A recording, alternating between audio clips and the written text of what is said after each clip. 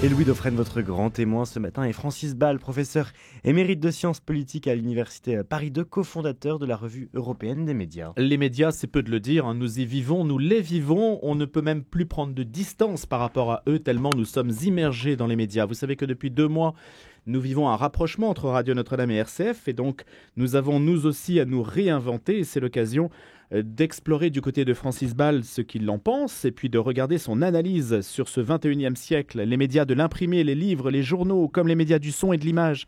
Les stations de radio et les chaînes de télévision ont dû affronter le choc de l'Internet et du numérique.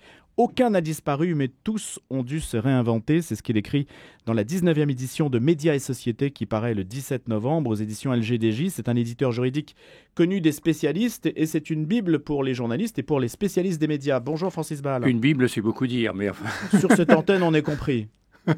Très bien. 19e édition, ça veut dire que ça fait depuis les années 80. Et il a 40 ans.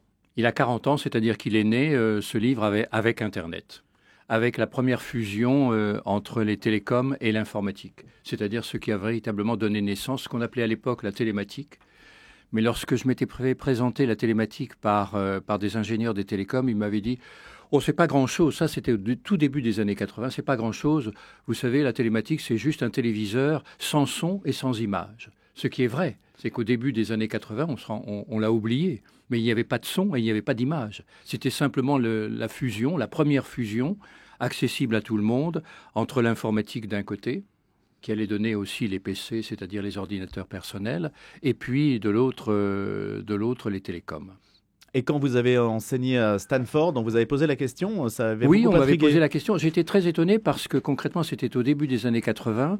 J'avais préparé évidemment des cours. Je ne pratiquais pas l'anglais aussi bien que mes auditeurs. Par conséquent, j'avais préparé des cours extrêmement officiels, extrêmement académiques, etc. Et ça n'intéressait pas du tout les étudiants qui venaient un peu du monde entier. Enfin du monde à l'époque occidental, entre guillemets, évidemment, ça ne les intéressait pas. Ils voulaient simplement m'interroger sur la télématique, dont on venait de me dire quelques mois auparavant que véritablement, ce n'était pas grand-chose. C'était un gadget qui était digne de ces ingénieurs de TDF à l'époque, de Télédiffusion de France, et que ce n'était pas promis du tout un bel avenir. Or, le bel avenir, évidemment, ce n'est pas nous, malheureusement, qui avions inventé pourtant la télématique, qui l'avons trouvée. Ce sont les États-Unis avec Internet, c'est-à-dire grâce, il faut le dire, à des budgets publics, puisque c'est né, comme vous le savez, au sein de l'armée, avec des budgets militaires. Et ça a permis aussi aux universités, aux premières 4 universités américaines, de se connecter les unes avec les autres. Aujourd'hui, nous sommes une colonie numérique des États-Unis, Francis Ball. Nous sommes une colonie, oui, mais alors ça, nous sommes C'est Arnaud Montebourg qui le dit. Nous sommes véritablement coupables parce que concrètement, on a voulu éviter la concentration alors qu'il avait fallu au départ se concentrer notamment les télécoms, au nom de la concurrence, au nom par conséquent de l'intérêt bien compris, soi-disant, des usagers, c'est-à-dire de ceux qui paient leur cotisation tous les mois pour accéder aux télécommunications. On a tellement misé sur la concurrence qu'on a oublié que la concentration, c'était parfois indispensable pour véritablement créer ce qu'on appelle aujourd'hui des champions. Nous n'avons pas de champions européens et nous n'en aurons pas. Il ne faut pas se faire d'illusions. Il est trop tard. Le premier a tout pris et par conséquent, il a raflé le marché. Aujourd'hui, nous sommes sous l'empire des GAFA, c'est-à-dire des big tech, c'est-à-dire des géants de la côte ouest. Il y a une forme de fatalité, pour le coup. Non, il y a jamais de fatalité dans l'histoire. Il y a simplement une erreur de jugement. C'est que nous avons cru dans les vertus du marché. C'est vrai qu'il faut croire dans les vertus du marché. Le marché est efficace, mais il crée aussi des inégalités. Et parfois, la concentration est indispensable si on veut résister, notamment à l'échelle mondiale, si j'ose dire, puisque pratiquement les big tech américaines dominent, ce sont véritablement des géants.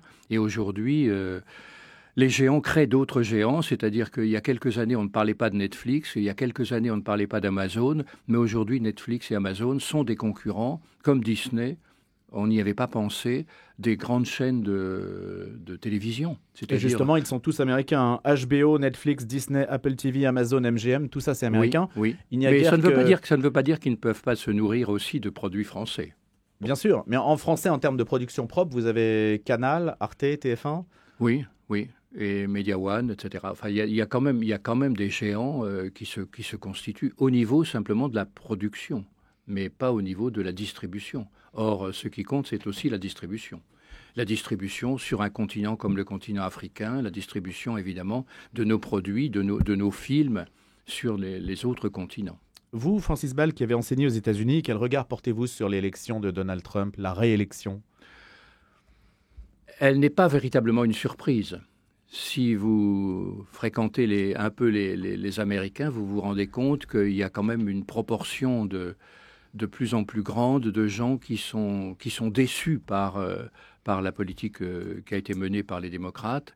Et il y a un mouvement de fond de telle sorte que d'ailleurs les catholiques aux États-Unis, ils ne sont pas très très nombreux, pas autant que les protestants bien entendu, mais les catholiques, comme vous le savez, les enquêtes le montrent, sont de plus en plus nombreux, grâce à Vance, il faut le dire, grâce évidemment au second que s'est choisi Donald Trump, à voter en faveur du Parti républicain. Parce que le Parti démocrate subit incontestablement ce que toutes les gauches dans le bloc occidental, si on peut encore parler du bloc occidental, subissent de plein fouet la concurrence, subissent de plein fouet les difficultés économiques, subissent de plein fouet les inégalités croissantes auxquelles ils ne répondent pas.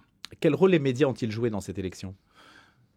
Pas du tout les grandes chaînes de télévision, qui restent quand même des leaders, mais qui, à l'image de nos propres chaînes, TF1, France Télévisions, etc., déclinent par rapport aux outils en ligne, c'est-à-dire par rapport à l'accès que nous avons aujourd'hui à l'information par les plateformes ou par Internet, tout bêtement. Donc ça veut dire que l'électeur fait son choix en dehors des médias dits mainstream, des mass médias dont vous avez souligné l'émergence il y a déjà 40 ans. Oui, il a toujours fait son choix quand même au dernier moment par des relations interpersonnelles. Vous faites plus confiance quand même à ceux qui vous sont proches pour choisir au dernier moment une voiture ou un candidat. Mais vous êtes sensibilisé quand même par les grands médias. Les grands médias continuent quand même d'avoir une influence considérable sur le débat public. Une personnalité est-elle son propre média à elle toute seule ? Oui. Le pape François, Donald Trump, bien entendu, ou d'autres ? Bien entendu. Il faut en politique comme ailleurs une incarnation, comme on dit. C'est pas ici que je vais plaider en faveur de l'incarnation et de la transcendance, mais il faut une incarnation. Et s'il n'y a pas une incarnation, on ne se convertit jamais qu'à des proches. Et qu'à partir de proches, ou qu'à partir de gens qui vous ressemblent. Quel regard portez-vous sur ce qu'on appelle la désinformation ? C'était un terme qui avait un petit peu vieilli, qui avait été naguère associé plutôt à l'URSS, à l'époque où on estimait que l'URSS, par des canaux qu'elle avait en Occident, pouvait désinformer. C'est Vladimir Volkov, par exemple, les romans de Vladimir Volkov. Et puis, c'était tombé en désuétude, et c'est beaucoup revenu avec le net, et maintenant, on parle beaucoup de mésinformation ou désinformation. Qu'est-ce que vous en pensez ? C'est un nouveau mot pour désigner une réalité qui existe depuis très longtemps. C'est toujours de la propagande. Il ne faut pas se faire d'illusions. Entre les nations, entre les continents, entre les pays, la propagande a toujours existé. Par conséquent, et il faut bien être naïf pour ne pas considérer que les ambassades ne sont pas des nids d'espions. Les ambassades que nous avons à l'étranger sont faites pour quoi ? Pour nous informer de façon tout à fait informelle, non officielle, de ce qui s'y passe. Et par conséquent, et on sait très bien que le réseau diplomatique le plus important au monde, c'est le Vatican. Parce que concrètement, évidemment, les prêtres reçoivent des confidences que l'on ne donne pas forcément à d'autres et qui sont immédiatement, évidemment, analysées au Vatican. Ce qui fait qu'il est important d'avoir aussi des représentants au Vatican. Le Vatican est bien informé, c'est le réseau... Très bien informé, parce qu'il a un réseau, par définition, qui est mondial. Vous avez été membre du CSA, l'ancêtre de l'ARCOM. Oui. Vous auriez supprimé la chaîne russe en France et vous supprimeriez C8 ? Supprimer la chaîne russe en France, assurément. Assurément, parce que là, véritablement, ils franchissent la ligne jaune. et ils font véritablement systématiquement de la désinformation, enfin, ce qu'on appelle de la désinformation, mais de la propagande, disons. Et supprimer C8, je l'aurais plus sanctionné qu'elle ne l'a été, mais la supprimer, je ne suis pas sûr. Mais j'ai trop vécu la 5 à l'époque, et la disparition de la 5. Je sais trop ce qui s'est passé pour cette disparition, pour aujourd'hui plaider en faveur de la disparition d'une chaîne qui, après tout, a conquis son auditoire. Par conséquent, les téléspectateurs ont le dernier mot. Quand vous dites j'ai trop connu la 5, c'est-à-dire les pressions politiques qui ont amené à la disparition de la 5. Bien évidemment, ne nous cachons pas derrière notre petit doigt. Ce sont des considérations éminemment politiques, éminemment politiciennes, c'est-à-dire des choses qui ne seront jamais dites ou jamais écrites, qui expliquent la disparition de cette chaîne, qui n'était pas un modèle de vertu. Ne me faites pas dire ce que je n'ai pas dit. J'ai jamais dit non plus que C8 était un modèle de vertu. Mais elle existe, elle a existé. Elle a incontestablement inventé des formats que les autres n'avaient pas eu le courage de faire, des formats qui, comme toujours dans le monde des médias, valent autant pour le pire que pour le meilleur. Mais en tout cas, elle a inventé quelque chose. Canal aussi avait inventé quelque chose à l'époque, 84. 84 et Canal+, c'était André Rousselet à l'époque C'était lui, absolument. Qui ont complètement changé le traitement de certains formats. Un petit coup de force là aussi, parce que nous savons que sa proximité avec le président de la République avait quand même facilité les choses. Mais que le président de la République, voyant évidemment son intérêt bien compris, n'avait pas manqué, quelques mois seulement après la création de Canal en novembre 84, c'est-à-dire en janvier 85, de lui lancer un coup de poignard dans le dos en ouvrant les écrans à la publicité. Ce qui évidemment était pour Canal, qui n'a ressuscité, si j'ose dire, qu'en juillet, grâce à des films qu'il ne pouvait projeter qu'à partir de minuit. Mais sinon, Canal, évidemment, s'est cru à l'époque condamné. Il suffit de relire ce que l'on dit aujourd'hui, ce que disent aujourd'hui les témoins de l'époque, il y a 40 ans. Francis Ball, est-ce que Vincent Bolloré a un jeu médiatico-politique ? Écoutez, tout le monde a un jeu médiatico-politique. Vous en connaissez, vous, qui n'en ont pas ? Évidemment, ils se flattent de n'en pas avoir, mais ça ne veut pas dire qu'ils n'en ont pas. Et on se flatte d'autant plus de ne pas en avoir qu'on en a. Ne nous faisons pas d'illusions. Quand il y a pluralisme, quand il y a véritablement une concurrence entre des médias, chacun essaie d'avoir la meilleure part de marché en ayant une identité, comme on dit, c'est-à-dire en se singularisant par rapport aux autres. Donc, le pluralisme aujourd'hui, c'est la concurrence, c'est la multiplicité. Par conséquent, le pluralisme interne, c'est une fumisterie.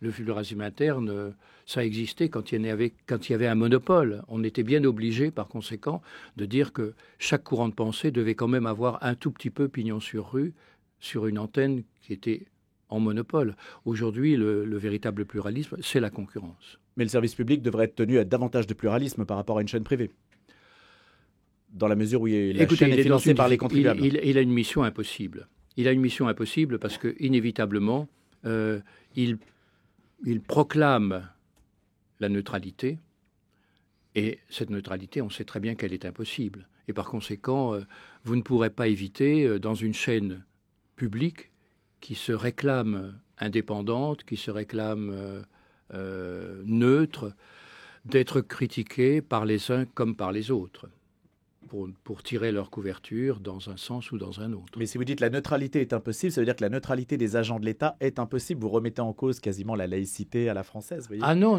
De ce point de vue, si on tirait un petit peu le fil. Oui, vous tirez un peu de fil. Mais c'est celui qui occupe la place, en fait, qui impose son point de vue. Vous le tirez un peu trop loin, mais toutes les chaînes publiques se heurtent aux mêmes difficultés. Elles sont nées d'ailleurs dans des conditions tout à fait différentes, parce que concrètement, aux États-Unis, on s'est rendu compte dans fin des années 60 que véritablement on ne pouvait pas livrer, entre guillemets, la télévision aux seules forces du marché, c'est-à-dire à la concurrence privée, financée par la publicité. Et sur le continent européen, à l'inverse, la télévision est née au sein du secteur public. Elles sont nées d'abord dans le secteur public. C'est une démarche inverse. Petit à petit, au nom précisément du pluralisme, au nom de la contestation de cette neutralité qui n'est qu'un masque, qu'on a ouvert finalement la télévision à la concurrence, c'est-à-dire au marché. Un mot, Francis Ball, sur le rapprochement Radio Notre-Dame, RCF dans le monde de la radio, se réinventer, comment le voyez-vous ? C'est un petit peu tard quand même. C'est un petit peu tard, mais on ne connaît pas d'institution qui n'abrite pas un grand nombre de chapelles. Alors, écoutez, il en va de l'Église comme en tant qu'institution. Je parle évidemment de l'institution, comme des autres institutions, c'est-à-dire qu'elles ont un génie particulier pour créer des chapelles, et des chapelles qui évidemment, sauf coup de force, sauf véritablement l'autorité de quelqu'un qui véritablement jouit d'une grande autorité, c'est-à-dire d'une véritable autorité, d'un véritable charisme, je parle du Lustiger ou autre, peut véritablement mettre le pied dans la fourmilière et obliger par conséquent des gens à travailler ensemble alors qu'ils n'en ont pas envie. La concentration, c'est obligatoire. La concentration n'est pas forcément un handicap. La concentration, c'est véritablement muscler, c'est fortifier une identité. Et par conséquent, la concentration, ce n'est pas le diable, la concentration. On n'a pas cessé de dire que la concentration, c'était l'ennemi du pluralisme. Mais pas du tout. Pas du tout. Moi, je préfère avoir 3 ou 4 grands champions qui sont puissants, chacun, qu'une multitude de canards boiteux. Fortifier notre identité. Merci beaucoup, Francis Ball, Médias et Société, 19e édition. À bientôt.